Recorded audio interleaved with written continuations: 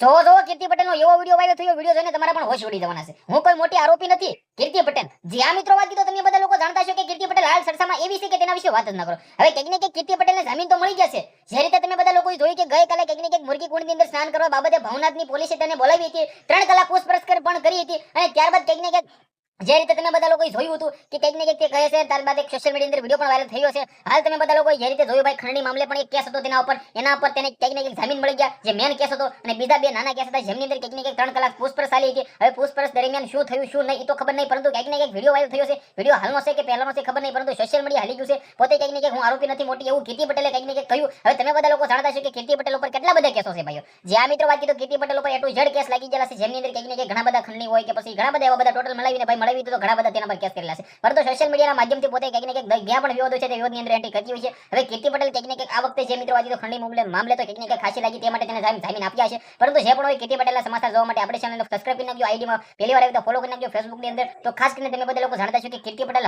જ્યાં પણ વિવાદ હોય છે, વિવાદિત જ્યાં પણ આવતું હોય છે ત્યાં કંઈક ને કંઈક એન્ટ્રી કરતી હોય છે. કોના સપોર્ટની અંદર આવીને બનાવતી હોય છે વિડીયો, કોના વિરોધની અંદર વિડીયો આવીને બનાવતી હોય છે, જે મેટર આવે ત્યારે ખબર પડવાની છે. વિડીયો શેર કરો, ફોલો કરો. જે રીતે કીર્તિ પટેલ મુરગી કુંડને સ્નાન કરવા જાય છે, ત્યારબાદ 14 તારીખથી આ મામલો કંઈક ને કંઈક એક ધારો ચાલતો હતો, 10 દિવસ બાદ કંઈક ને કંઈક હવે થોડો ઘણો થમી ગયો છે. શેર કરો, ફોલો કરો. આજના વિડીયોમાં ત્યાં જ આપણે એક નવા વિડીયો મળીએ.